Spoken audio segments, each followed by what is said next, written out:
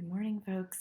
I wanted to just give you a little bit of a screencast to try to preserve some of your time and give you a recording in case you are the person who likes to hear the story while you're also reading it. So, I'm going to read a little bit of A Story of an Hour for you and try to pause at certain points just to help um, remind you of maybe places to pause and highlight a couple things, ask a couple questions, or make a couple comments. And I'm looking forward to the discussion that we have. So, again, as we're reading, remember that we are looking at how characterization plays a role in the deeper meaning, and we're looking at the characterization not just of the main character, Mrs. Mallard, but we're also looking at how the other people around her are crafted. Further, we want to look at not just the direct characterization of what Chopin says about her or about the others. We want to look at all of the other indirect characterization, dialogue that's used, diction, description, um, all of these different things that maybe imply certain things about characters. So that's something to think about. Also, be mindful of the point of view that's present in this piece and how that point of view, given that it's a third person narrator, that it is set in Victorian era America, um, considering the different political pieces and historical pieces that your groups yesterday looked at and spoke about. So I would consider those pieces as we take a look at our text. And remember that Chopin is going to use a lot of different literary techniques to help show this. And let's see what we've got here. So, Story of an Hour. Knowing that Mrs. Mallard was afflicted with a heart trouble, great care was taken to break to her as gently as possible the news of her husband's death. It was her sister Josephine who told her, in broken sentences, veiled hints that revealed in half concealing.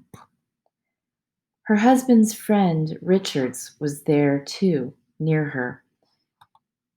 It was he who had been in the newspaper office when intelligence of the railroad disaster was received, with Brentley Mallard's name leading the list of killed. He had only taken the time to assure himself of its truth by a second telegram and had hastened to forestall any less careful, less tender friend in bearing the sad message. I would pause there and just note a couple of things about the way that Mrs. Mallard has already been um, described or how she's been named. Maybe also look at how Josephine and Richard are handling this news of Brentley Mallard's death. So if you need to pause me here, go for it. Otherwise, I'll go ahead and I'll keep reading. She did not hear the story, as many women have heard the same, with a paralyzed inability to accept its significance. She wept at once with sudden, wild abandonment in her sister's arms. When the storm of grief had spent itself, she went away to her room alone. She would have no one follow her. There stood, facing the open window, a comfortable, roomy armchair.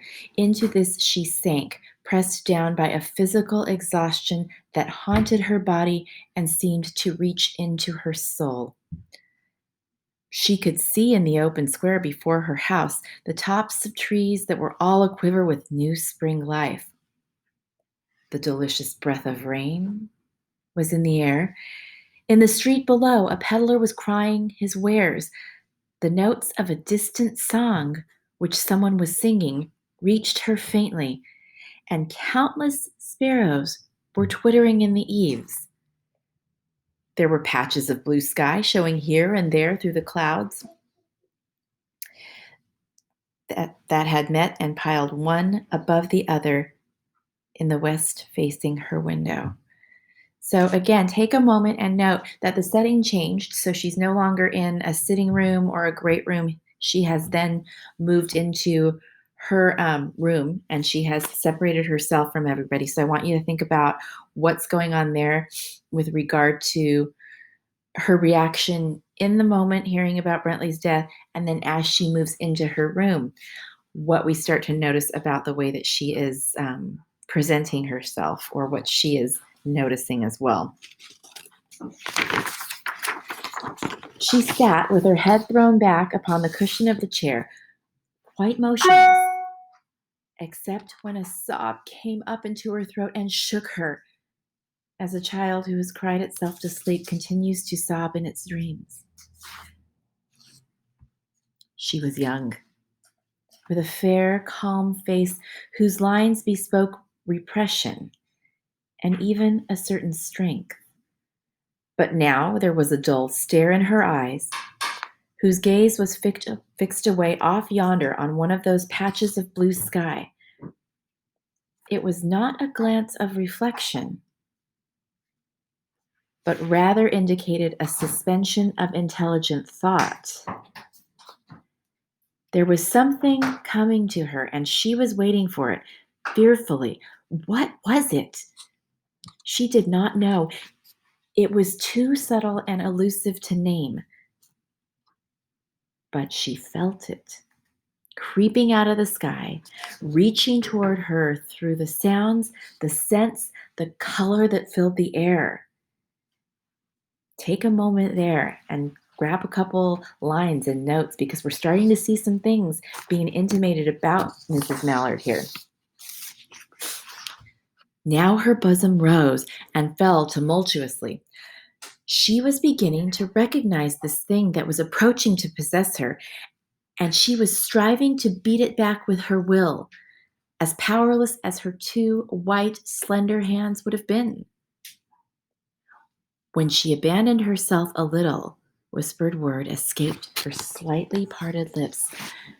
She said it over and over under her breath.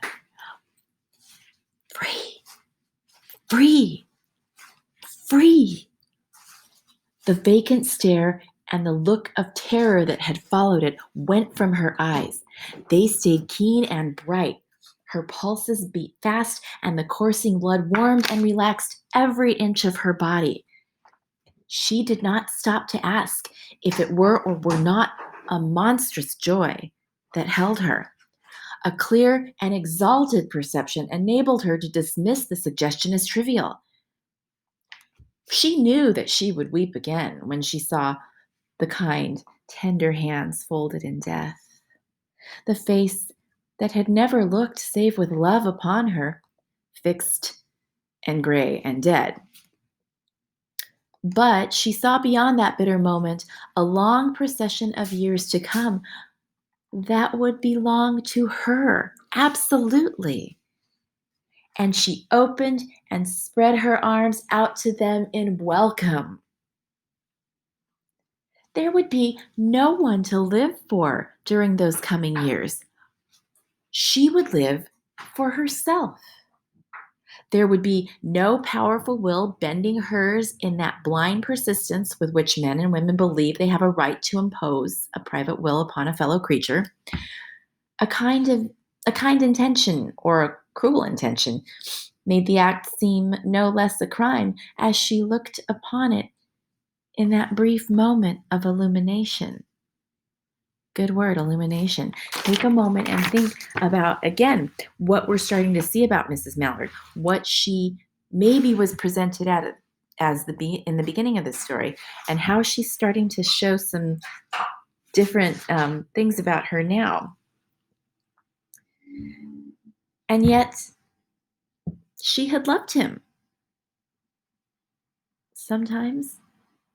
Often she had not. What did it matter? What could love, the unsolved mystery, count for in the face of this possession of self-assertion, which she suddenly recognized as the strongest impulse of her being?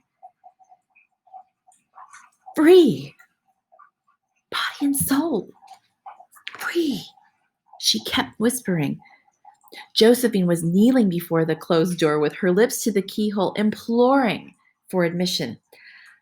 Louise, Open the door! I beg! Open the door!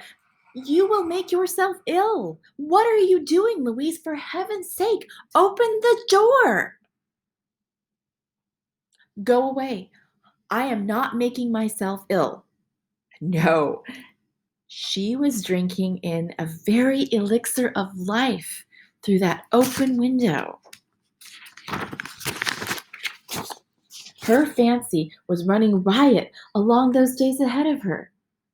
Spring days and summer days and all sorts of days that would be her own. She breathed a quick prayer that life might be long. It was only yesterday she had thought with a shudder that life may be long.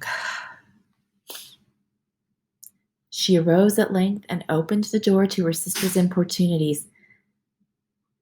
There was a feverish triumph in her eyes, and she carried herself unwittingly like a goddess of victory. She clasped her sister's waist, and together they descended the stairs. Richard stood waiting for them at the bottom. Someone was opening the front door with a latchkey.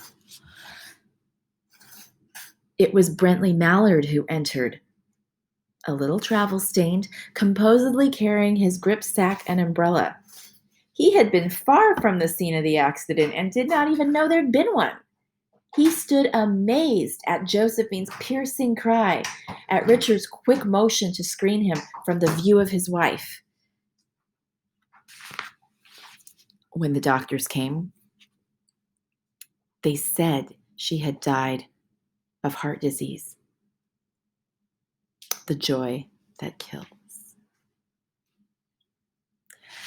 So a little bit different than what I think we may have seen women of the Victorian era presented as, at least in terms of what you might want to see or what you might see in history books or in response to some of the social norms and ideas that your group mates brought up yesterday. But I do think, again, Chopin, as you know, was an individual and a nonconformist for her time. And so I think that she probably does create some pretty significant societal commentary and implication through these characters. So highlight some key lines. Take a look at how these people are characterized, how the society is characterized, how the setting is put together. And let's get some conversation rolling tomorrow. If you have any questions, I'm here. Shoot me an email or catch me in Zoom. And I look forward to seeing you. Thanks.